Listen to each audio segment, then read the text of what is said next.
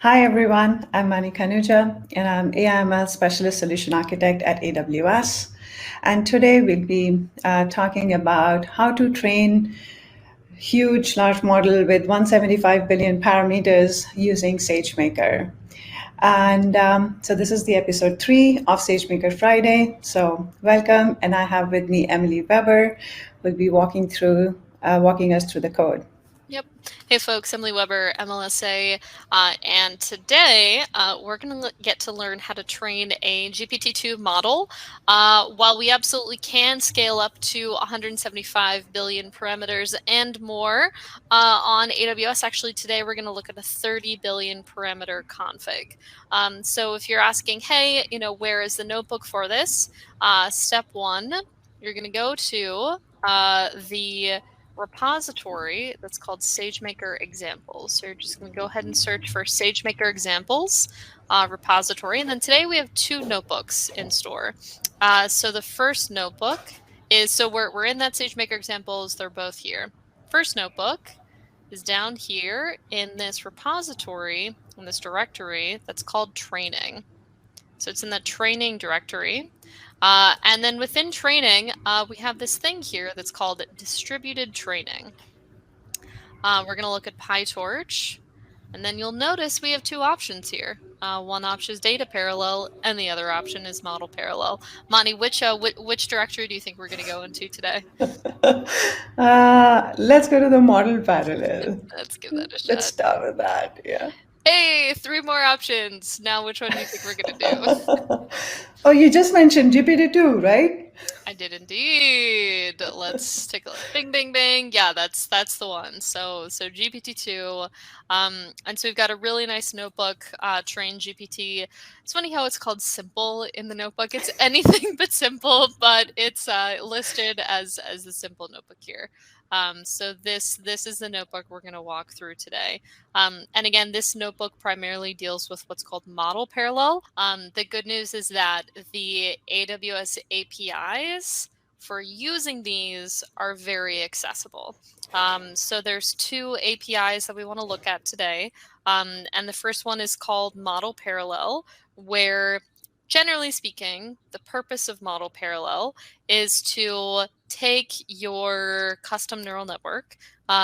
Primarily, this tends to be a PyTorch model, and then the parameters of that model are typically not able to fit inside of a single GPU. Now, I've seen the size of this vary a lot. I've seen some cases where a model that is maybe 1.5 billion parameters, we're going to look at a config for that today, where a 1.5 billion parameter model can barely fit into one GPU, where like that alone is challenging. But I've been reading about some other configs where like a T5 11 billion parameter model will fit inside of a single GPU. So there's a lot of variation in terms of how large of models, and specifically how many parameters can fit into single GPUs. And so model parallel is capabilities in SDK to take your model and break it up, shard it out onto multiple GPUs, so that exactly as you said, you avoid that out of memory. There's a comparable capability that's called data parallel that we're also going to take a look at. But even before we think about parallelization frameworks, there's this annoying thing that's our data set. We have to figure out how to assess our data set and how to prepare it for distribution types. And so the second notebook that we're going to go through today is this one. So it's still in the SageMaker Examples. That directory is called Advanced Functionality, and then it's Data Distribution Types. And so we're going to look at 2 data distribution types. Mani, do you have any idea what data distribution types they are that we're going to look at today? Yeah, this one I know. I have used it extensively. So with SageMaker, when it comes to data distribution, and you are using like SageMaker built-in containers like TensorFlow, or you're using built-in algorithms like XGBoost, and you have like huge amount of data, And the data is stored in S3. So with S3, you will have two modes. One is the file mode. So there are different types. One is the file mode and the pipe mode. Pipe mode is mostly for streaming the data as it comes and you start training the model. Now, within the file mode, there are again two types. One is fully replicated, and then the other one is S3 distributed type. So with S3 distributed type, it's really based on the number of files that you have in the bucket, right? So with, as the name suggests, with fully replicated, it will copy the entire data set from S3 to the instance on which the training is running, the training job is running, right? Now with the S3 distributed type, if you have multiple files in your S3 bucket, and let's say you have uh, 5 files and you try to do with 5 instances, I think as it is in this example. So it will have each file in each instance, and then it will perform the job, it will distribute the data that way. And since the model is there on each of this instance, so that's how it can automatically take up and work. All you have to do is provide this configuration that Emily is pointing out. Right, Yeah. Emily? Yes, that's exactly right. And the Okay. term for that is sharded by S3 key. That's the mode that it's looking for. And so so that's what we're going to talk about today. Is we're going to go through 2 notebooks and we'll learn about model parallel, data parallel, and then data distribution types.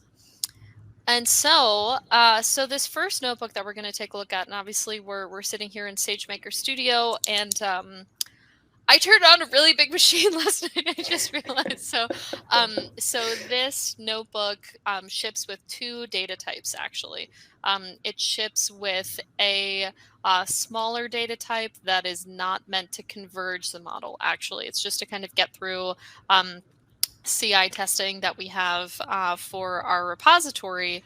And it's really nice though, because you can just run it start to finish. Like we can go up here and we can hit run all, and it'll execute really nicely on the small version of GPT-2. Another way you can use this notebook is by downloading the data set. So what I was looking at the other day was basically in the notebook, I had added another cell, and then I did like a pip install datasets and a pip install transformers. And then after that, I was trying to run like Python, and then it's data prep 512. So these data sets are actually coming from the transformers library, or there's like a separate library? They are, yeah. They're so Okay. they're coming from the datasets library, which is built by Hugging Face. So same creators, but just a slightly different library. Okay. And if you can zoom in a little bit or make the text Yes. bigger. How's that? Yeah, it's much better now. Awesome. Great. So yeah, so last night I was trying to download this data set, and I got to tell you, I didn't make it all the way. It's I want to say 500 GB of data. I got quite a bit of it downloaded, but I wasn't able to get it done.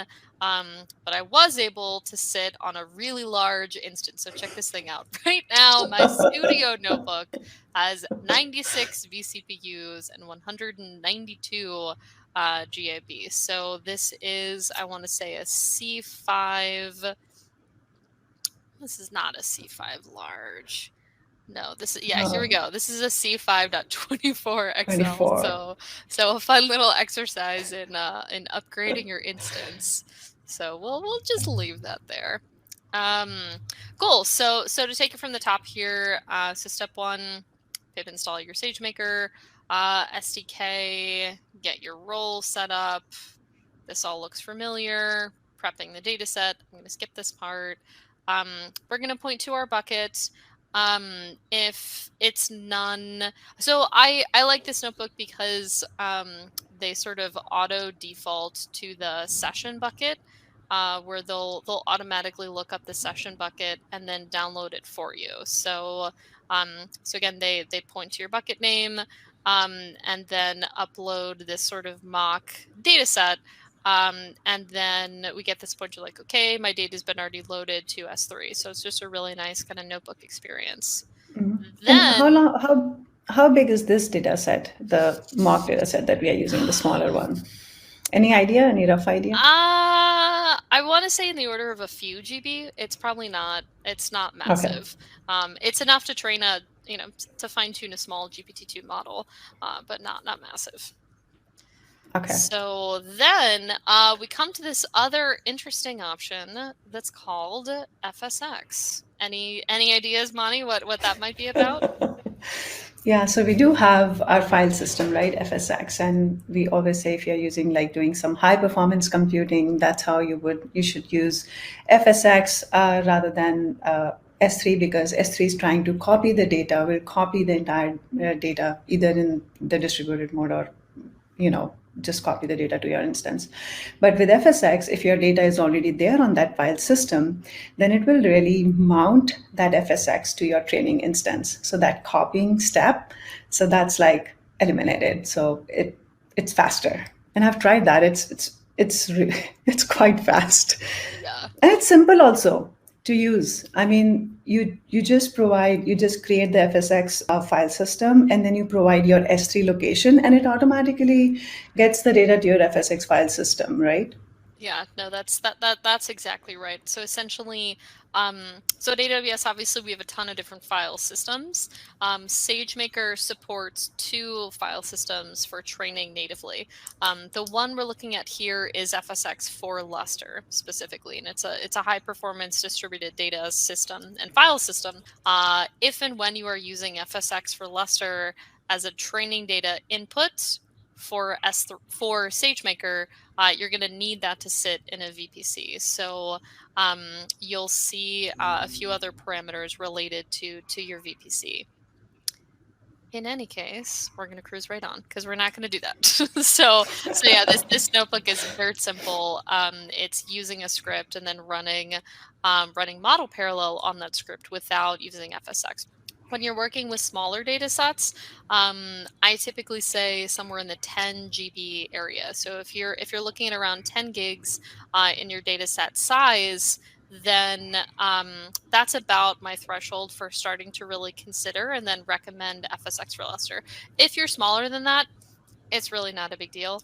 The other scenario, actually, and this is coming up more and more around deep learning, is when your overall job time is in an order of days. Like if your job time is just days and days, because your model is so large, because you can only fit so few batches into memory, and so when the bottleneck itself isn't necessarily that one-time download from S3, but the bottleneck is more just slow processing due to overall memory being overutilized, then actually FSX may not strictly be necessary in that case. So anyway, interesting things to consider. So that's Yeah, that's a good point actually, because if you're already spending so much time in training, so why to, have the data on FSX and use it because it's high performance and there might be a cost attached to it, right? what we're going to do here today is launch a remote machine, actually, and we're launching a cluster of machines. So once we configure our training job, we're going to launch 4 P4 instances. Each of those instances have themselves 8 NVIDIA A100s. So then we're going to have 32 NVIDIA A100s total because it's 8 on each machine, and then we have 4 machines. And so let's look at how we do that. So Okay. in this sample, yeah, did any comments on that? Sorry, I just steamrolled. Yeah, no, I was like, there are a lot of parameters and No. Why would you come to that conclusion?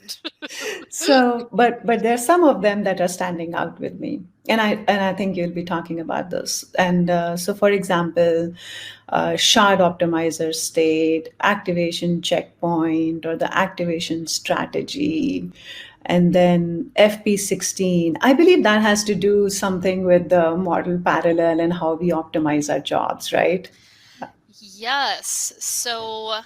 Um, so lots of different things that are going on here. So the shard optimizer state and activation checkpointing Both of those refer to sort of advanced features within the model parallel strategy that we shipped early this year. So Q1 this year, we shipped those features, and together with tensor parallelism and then gradient checkpointing, they all sort of combine to unlock essentially memory reduction. Like all of these strategies are memory reduction strategies.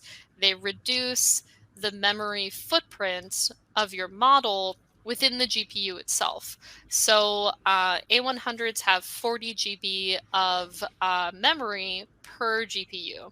So you've got 40 gigs to work with.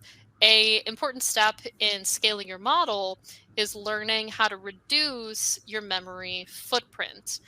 So specifically within the GPU, because when you reduce the memory footprint of the model, you can pack it in with a higher batch size. So you sort of iteratively use techniques to reduce your memory footprint. And then at the same time, you increase your batch size to increase the overall throughput of your model. So that means a good KPI that we look at when we're evaluating, different optimization strategies is iterations per second. So we want to see our iterations per second go higher and higher. And then that's a way that we know that we're actually utilizing our GPUs. So we'll get to that in a second. But yeah, activation checkpointing helps tell SageMaker that we want to do that. Yeah, and just a quick question. You talked about tensor partitioning, right? So I'm Tensor sure you're going to cover parallel, that, yes. right? Tensor parallel, yeah. Okay, yes. Yes. Thank you for correcting me on that. So, and I know you're going to talk about that because it's just a word that, some people would have heard about it, some people not. So if you would like to, just explain like a quick definition Yeah. or just a quick concept around what's this tensor parallelism, So right? you know what? I'm gonna get a visual on this. So we did a really nice blog post on this earlier this year, where we discuss this notebook actually exactly, and we look at different parallelization strategies. And so this blog post discusses some of those new features, but it also has a couple of nice visuals for you. So there are 3 different distribution types that we need to look at and that we want to talk about. The first one is this thing called data parallel. So data parallel is what most people are used to when they think about distributed machine learning and distributed training and distributed deep learning. Data parallel is copying your model.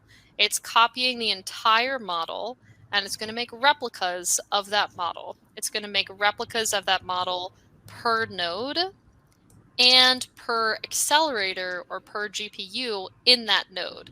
So if I have 2 P4 instances, and then again, remember each P4 instance has 8 GPUs. 8 times 2 is 16, right? So then I have 16 copies of my model. Now this is only going to work if that model fits inside of a GPU, right? So if the model is small enough to fit inside of a GPU. And then all of the distribution, all of the gradient updating, all of the sort of knowledge and intelligence and content that's being passed, all of the data that's being fed through those GPUs, all of that is managed by my software framework. So there are a ton of software frameworks that do this. Horovod is very popular. PyTorch Data Parallel is very popular. On AWS, we recommend SageMaker. We support all of those on AWS, step 1. But step 2, if you want an optimized experience, we have a project called Herring. And so you can read about Herring, where essentially we've redesigned parameter servers on AWS. So historically, parameter servers for machine learning and deep learning were most popular and most common, where you'd have one sort of leader node, and then you chart that out to a variety of worker nodes. And this is fast, but actually it's a little bit slow, but it's very efficient in terms of your communication. The next framework is called a sort of ring-based approach, where the servers are all connected to each other in a bit of a circle. And so that's called this ring-based topology, and that is what Horovod uses, where the servers are all directly communicating to each other. This is faster, but is very inefficient in terms of bandwidth. So the bandwidth in the network is just being overutilized.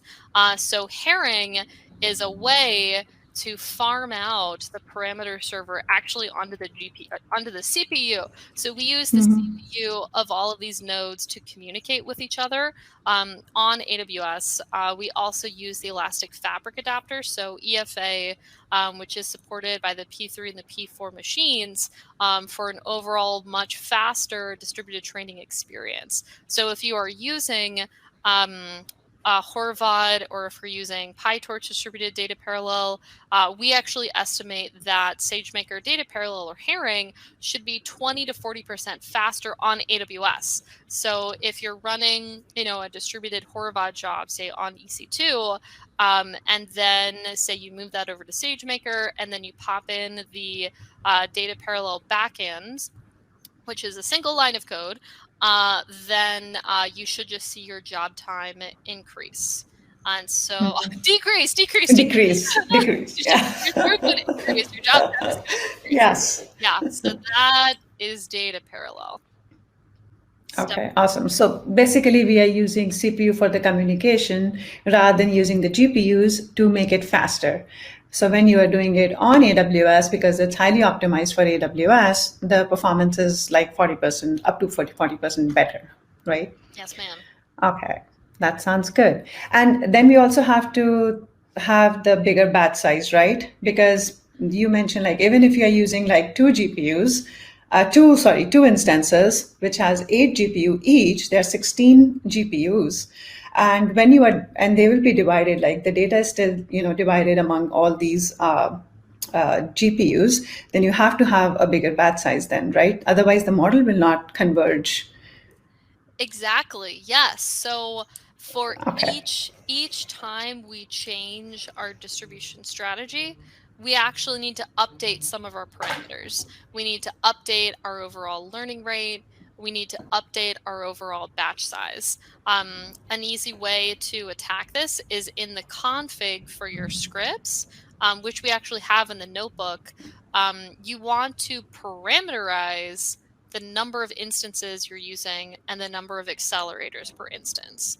And then that way, when you're executing the job, you can look up, here is a variable that says the number of instances that I have, and then I'm going to, take my batch size and I'm going to make sure it's divisible by that, for example, or divisible by the total number of world sizes that I have, something like this.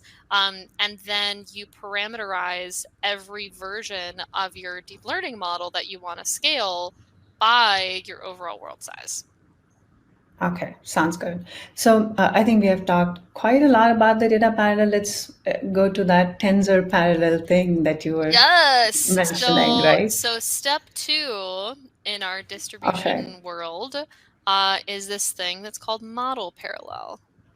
Okay, so we are still far away from tensor parallel We're because I almost just see there. the layers, right? I know. I know. We're gonna get there. Hold on. Okay. So now that we know how to copy our model, that again is great for models that fit in a GPU. But if your model doesn't fit in a GPU, you can't just copy it. You're just gonna make your problem worse. You're not gonna make it better. So the way to solve your problem is model parallel. Model parallel is going to take each layer of your neural network and is going to place the layer of your neural network on different GPUs. So if I have a 5-layer network, on a 3 GPU machine, which actually doesn't exist, so that's fine. Because they're always like even numbers. So in any case, let's just say, for the sake of argument, that somehow I have this 3 GPU machine. What I'm going to do, which actually maybe I have 2 GPUs on one machine and then 1 GPU on another, but then I still, yeah, that's just not going to happen. So any case, this is where we are.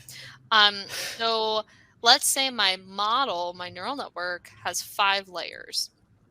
SageMaker, the framework, so the model parallel distribution library built and managed by the SageMaker team, will profile your model, actually. So we're going to run an algorithm to look at your neural network and then figure out the optimal placing strategy. So we will pick up, based on the size of the different layers in your model, we'll pick up those layers and then place them on different GPUs. So here, I might have my first GPU with layer number 1 and layer number 4. For whatever reason, they were just a nice match in terms of size that was most optimal for the overall GPU utilization and the overall memory being low. My second GPU, maybe it just has one really big layer, right? Maybe layer 3 is just massive, so that takes its own GPU. But then layers 2 and 5 were sort of a nice balance. So Model Parallel as a software framework is going to shard the layers, also known as tensors, of your model. We're going to shard those onto GPUs. And then that software framework is going to handle the learning loop. It's going to handle the forward pass. It's going to handle the backward pass. And it uses pipelining in order to do that. And so the pipelining is specifically like, in this case, I'm going to execute layer number 1. I'm going to try to execute it first. But then, based on the overall GPU utilization, maybe I want to execute layer number 3. So then my model parallel framework is going to execute layer number 3 for me, but maybe I have to execute layer number 5, right? Because then I'm using all 3 of my GPUs. So I execute layer number 5. Then maybe I come back and execute layer 4, and then layer 2. So that sort of handling which layer is executed at a different point in time in order to keep the overall GPU stable of the entire instance, that is called pipelining. And what about the data? Because if the model is so big and we are dividing the model, then even the data would go like in small micro batches, right? So, Yes.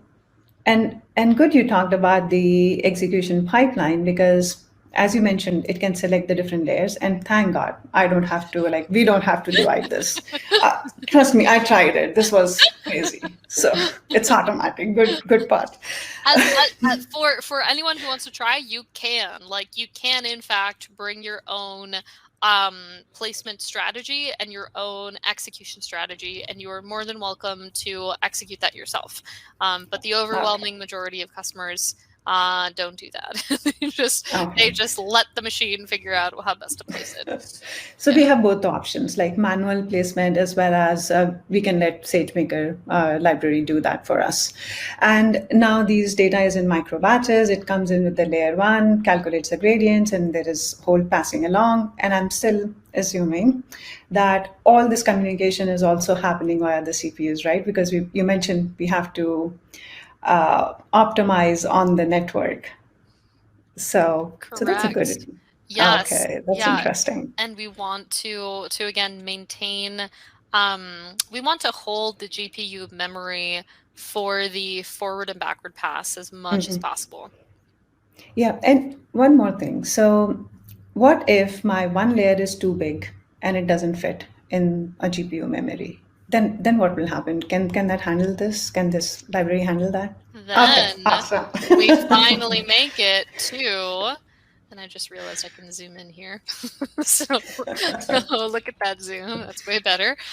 So Yes. now we're going to make it to tensor parallelism. And so tensor parallelism is breaking up the layers themselves. So then each layer or each tensor, if that itself is too big, for a single GPU, now you can break that layer specifically up and place it onto multiple GPUs. So that is tensor parallelism. So great. So now we're back in our notebook. And so this is just a lovely notebook. So this notebook allows different model configs. So you can train specifically 3 different sizes of GPT-2 models in this notebook. So for purposes of demonstration, I ran a 30 billion parameter GPT-2 model a couple days ago on 4 P4 machines, and it works like a charm. Ran inside of an hour, and we're going to look at the CloudWatch logs. Very exciting. Viewers at home will most likely start with probably the small version. That's 124 million parameters, which is quite small, but it still has all of the model parallel features enabled, so you can see that they work. You can look them up in CloudWatch. You can say like, oh, wow, here are all the different devices, and here's what it looks like, when I'm troubleshooting it. So that's what this model config is for GPT-2 small. Then there's the GPT-2 XL, which is 1.5 billion parameters, which is maybe borderline for fitting on a GPU. Depending on the rest of the configurations that you have, it may or may not be really simple, but it still has the model parallel and tensor parallel enabled.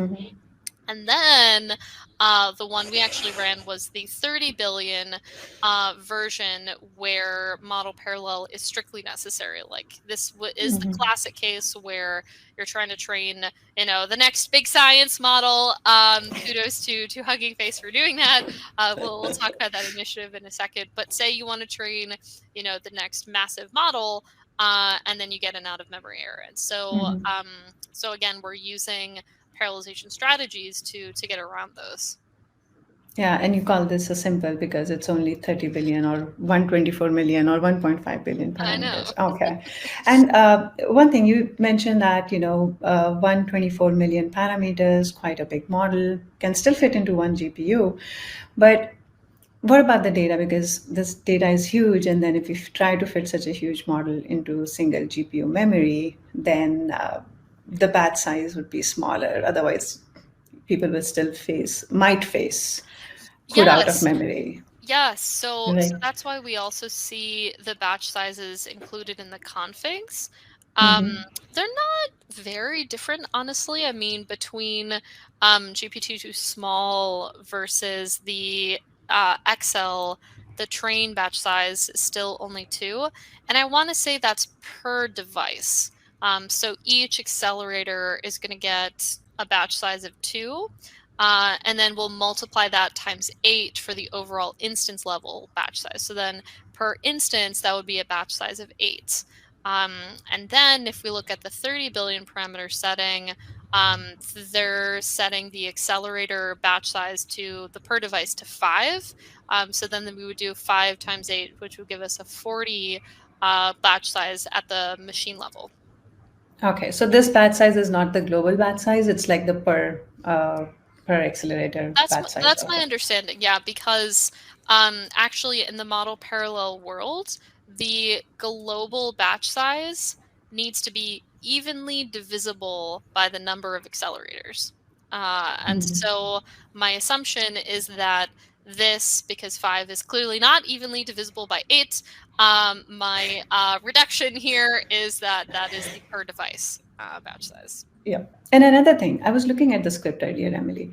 So, I don't want because it's a big script, but it's more about like if as a data scientist or as a machine learning engineer, I come in and I want to do distributed model parallel.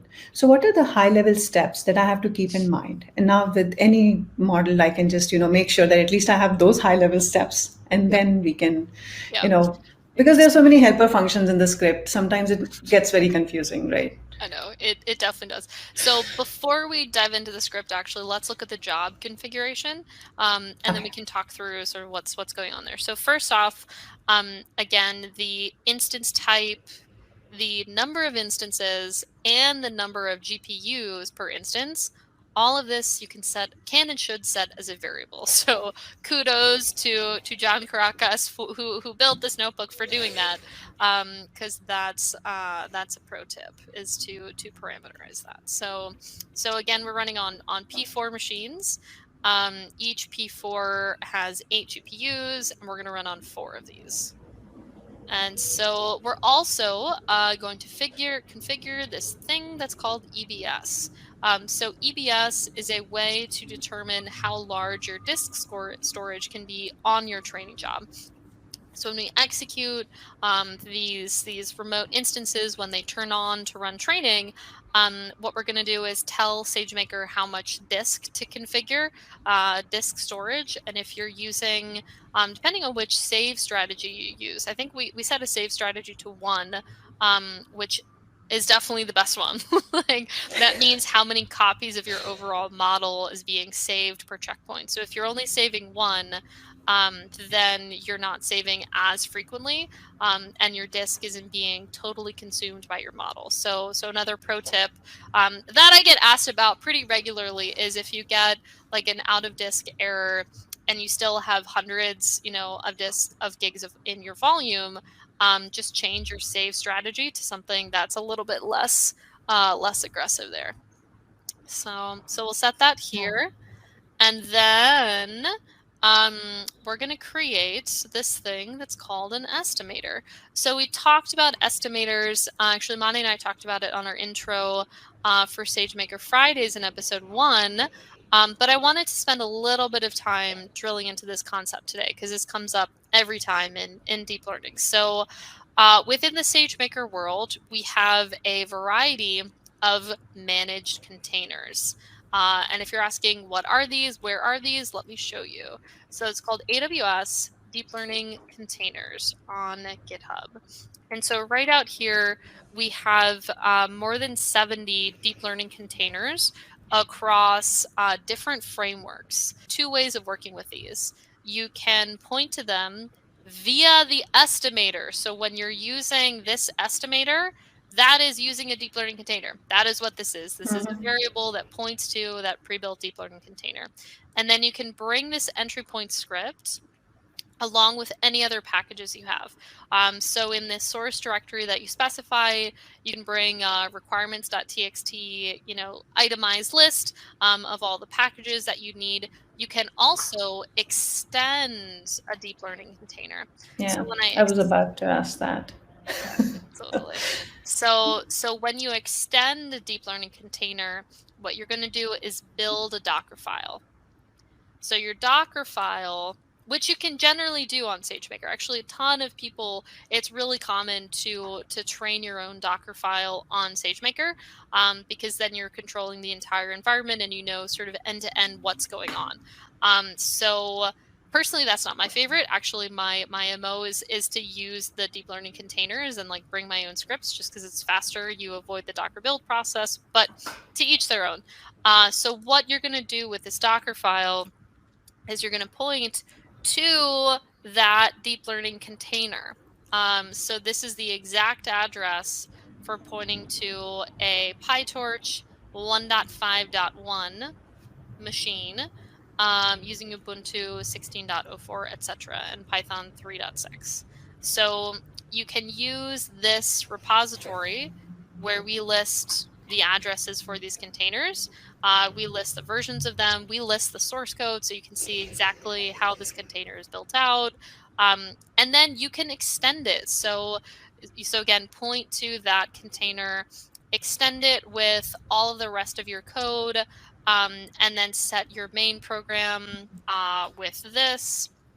And the reason this is worth your time is that it's more likely to work because AWS has already handled the vast majority of the version discrepancies and any conflicts, but B, in order to use model parallel and in order to use data parallel, we typically see customers actually extending deep learning containers because those containers are already compatible with model and parallel. So when we're building our deep learning containers, we ship to these images model parallel and data parallel, and all of our distributed framework updates. So they flood these containers, and then you can use them by using those containers.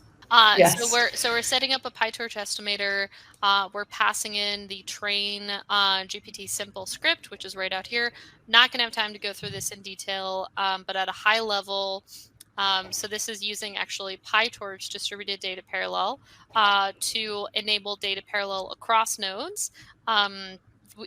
We can see in the settings that we actually are still using data parallel here in addition to model parallel, but then we're going to be importing some objects from SageMaker distributed. So there's this SDK SageMaker distributed dot model parallel dot torch. We're importing this fuse layer object, and then a few other objects as well.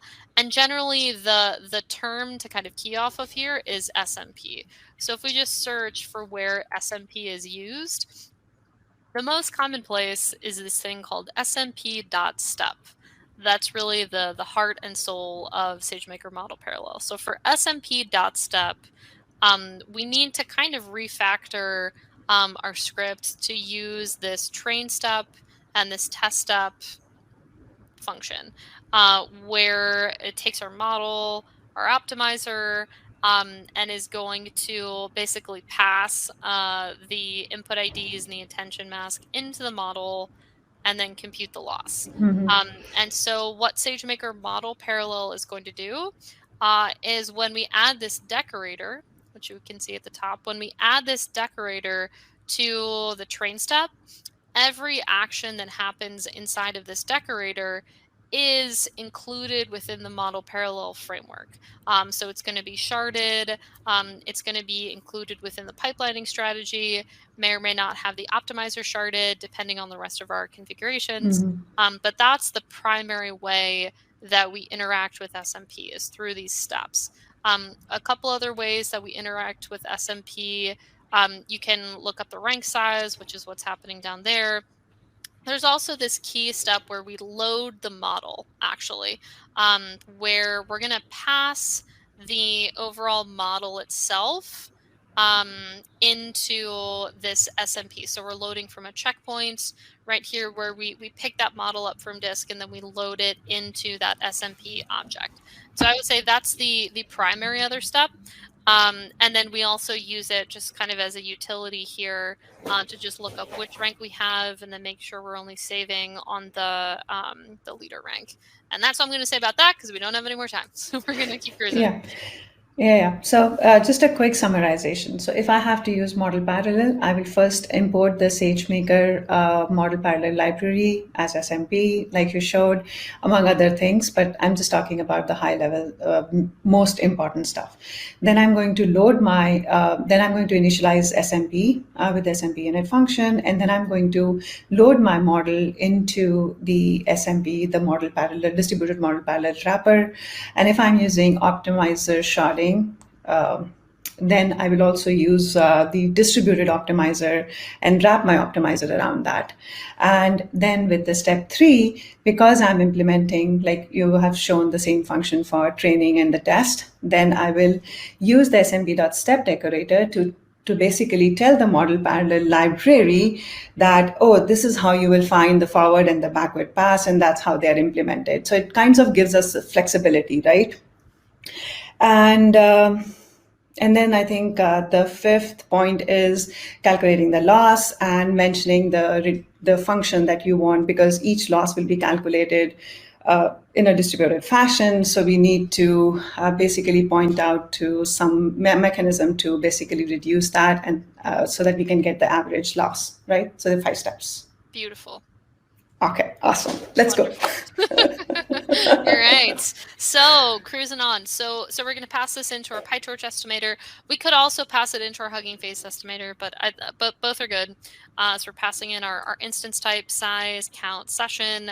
SageMaker Model Parallel does need to see MPI enabled, so we do need to pass this enablement on MPI. And then we have this whole bundle here for the model parallel parameter. So we're enabling model parallel.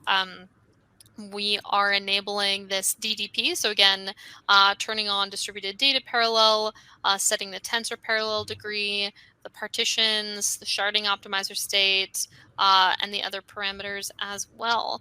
We're going to specify our framework version, so the framework of PyTorch, Python version, S3 outputs, S3 checkpointing, checkpoint local path if we're using FSX, and so on and so forth. And then we call model.fit, and we cross our fingers. And if we were really good this year, then yeah, then it's actually going to train, and it's beautiful because it really trains. So let's check this out on the console. So if we'll hop over to the AWS console, and then we'll just look at SageMaker, and we'll pop down here and look at training, and then training jobs. And so I was running the distributed examples as well. But so here are my two GPT-2 examples. So GPT small clocked in 8 minutes, 30 billion in 60 minutes. So that's not bad at all. That's pretty good. So in any case, here's the metadata for our job. Training time, billable time, training image. So again, the image is stored, 4 P4 instances with 50 GB of disk. In any case, all of the hyperparameters are stored, including all of those things. Yeah, and can you quickly, like, if something happens, where can I go and look at the logs? I think there was some view logs thing. Yes, yeah, there's definitely view logs. So if you want to view the logs, you go into the monitor tab, and then right here. And so we'll view the logs. And log stream per machine. Right, so again, we have 4 machines. This one has logs, so we can look at this. But yeah, just exactly as Mani was saying, so SageMaker is pip installing any requirements that we have, including NumPy, datasets, SME debug. So to recap, so we trained 30 billion GPT-2 parameter model on 4 P4 machines. It works, you could see it. And then just really briefly, 2 ways of distributing your data. So fully replicated is, again, copying all of your data to every machine, actually. So if you're running on 5 machines, it's going to make a full copy of your entire data set per machine. And so that is helpful in some cases. Another option is using sharded by S3 key, where you chunk your data, so you have different objects, and then each object is sharded out to each instance. And so the upside of sharded by S3 key is that it's definitely going to be faster because there's less data to crunch through per node. But you may see a slight drop in accuracy because each part of your model isn't being exposed to each part of your data set. So this example is nice because they also deploy both models. And then we do some test data inferencing against both of those endpoints. And then we can see that the sharded model is just a tiny bit less accurate. Yeah, so the sharded MSE, and this is a regression problem, was 5.059, whereas the replicated was 5.07. So yeah, but the difference in the time execution for the sharded was close to 1 minute, few seconds, and then for the replicated was close to 5 minutes. So it's like very small loss in accuracy, but time-wise, it's amazing. Yes. No, it absolutely is. Actually, this is funny because MSE lower is better, and 5.05 is definitely lower than 5.07. So actually, the sharded one was better. It's actually more accurate. Is the winner. That's hilarious. There must have been like a data config between now and when the notebook author wrote this. Anyway, that's your sharded by S3 key. Let's quickly look at that in SageMaker. So out in the SageMaker service, we're going to look at our training jobs, and we're going to say, yes, indeed. So I have this replicated and then sharded. And if I look at sharded, that was clearly faster, 4 minutes versus 7. And I can see I do indeed have 5 C4 instances that I was running my job on. So that's So that's amazing. So just a quick recap. So today we talked about how to do distributed training. So we talked about basically at a high level three major things, right? One was even if you don't have to, code or anything. If you're using TensorFlow, built-in containers or built-in algorithms, you can use the data distribution types if you want to distribute your data. Right? So it's just a configuration. You provide a shard S3 by key, right? And it distributes. And then the second thing that we talked about was the SageMaker distributed library, which basically has two things underneath, the data parallelism and model parallelism. So we went deep into it. Provide some pro tips over there, as well as Emily covered a lot of scenarios. So that was very enlightening. And yeah, so do try it out. I'm going to, for one, is going to try my other model that I did only with the data parallel. I'm going to try this model parallelism as well. I've noted down all the steps. Emily, thank you that you walked us through. And a lot of optimizations with SageMaker model parallelism. Use those like Tensor Parallelism, sharding your optimizer, activation checkpoint, offloading the activations. All these parameters are there. Go through these notebooks. They'll be very helpful. And if you have questions, feel free to contact us via LinkedIn. We'll be happy to respond and connect with you. And one last call out I totally forgot to mention is the SageMaker Training Compiler. So new feature we launched last year, Training Compiler works with Hugging Face models super nicely. So you can use the Hugging Face deep learning container. If you're using a model in the trainer API framework, you pass a configuration, training compiler config, and for supported models, your overall job time should be up to 50% faster. So your job time should just shrink. I've seen this especially work really nicely on single GPU models and even single node models. So if you're training like a BERT model and it's taking a couple hours to train, try plugging in SageMaker Training Compiler and it may only take an hour rather than 2. So that's better than 2. Sounds good. Thank you. Awesome. Thanks, folks. Catch you next time. Thank you. Bye-bye. Bye.